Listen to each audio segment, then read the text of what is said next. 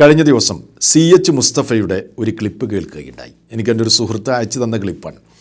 അപ്പോൾ അത് കേട്ടു നോക്കുമ്പോൾ അതിൽ സ്വഹാബത്തിനെ ചീത്ത പറയുകയാണ്. മുആവിയയിൽ നിന്ന് മുഖം തിരിക്കണം, അപ്പോഴേ വെളിച്ചം കാണുള്ളൂ, അപ്പോഴേ മുഹമ്മദിന്റെ നൂറാനിയത്ത് പ്രകാശിതമാവുകയുള്ളൂ, അപ്പോഴേ പ്രവാചകന്റെ ആ പ്രകാശം ഉള്ളിലേക്ക് കടക്കുള്ളൂ. ഇയാളുടെ ഈ സംസാരം കേട്ടിട്ട് ആർക്കെങ്കിലും സംശയം ഉണ്ടെങ്കിൽ അവർക്ക് വേണ്ടി ഞാൻ പറയാണ്, ആരായിരുന്നു മുആവിയ റളിയല്ലാഹു അൻഹു? നബി സല്ലല്ലാഹു അലൈഹി വസല്ലമക്ക് വാനലോകത്ത് നിന്ന് ഭൂവനത്തിലേക്ക് അവതരിപ്പിക്കപ്പെട്ട വിശുദ്ധ ഖുർആനാകുന്ന വഹി എഴുതി കൊടുത്തിരുന്ന അമീനായ വിശ്വസ്തനായ ആളായിരുന്നു ആര്? മുആവിയ റളിയല്ലാഹു അൻഹു. കഴിഞ്ഞിട്ടില്ല, നബി സല്ലല്ലാഹു അലൈഹി വസല്ലമ ഒന്നിലധികം തവണ പ്രാർത്ഥിച്ചിട്ടുണ്ട്. ആർക്ക് വേണ്ടി? മുആവിയ റളിയല്ലാഹു അൻഹുവിന് വേണ്ടി.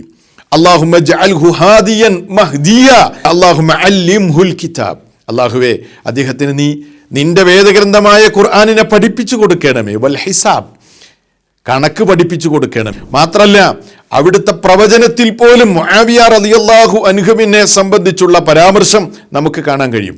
അവിടുന്ന് പറഞ്ഞു, അവ്വലു ജയ്ഷിൻ മിൻ ഉമ്മത്തി യഗ്സൂനൽ ബഹ്റ ഖദ് ഔജബു. എൻ്റെ സമുദായത്തിൽ ആദ്യമായി കടൽ യാത്ര ചെയ്ത് യുദ്ധം ചെയ്യുന്ന ആളുകളുണ്ട്, അവർക്ക് സ്വർഗം നിർബന്ധമാണ്. ഇതെപ്പോഴാണ് നടന്നത്? ചരിത്രം പരിശോധിക്കേ.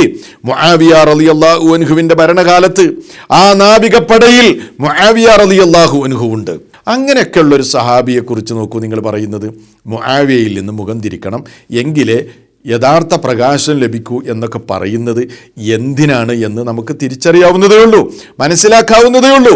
ലക്ഷ്യം ഒന്ന് മാത്രമാണ്, അള്ളാഹുവിൻ്റെ ഈ യഥാർത്ഥ ദീനിനെ പൊളിക്കാനുള്ള ഗൂഢമായ പണിയാണ് ഇയാൾ ചെയ്തുകൊണ്ടിരിക്കുന്നത്.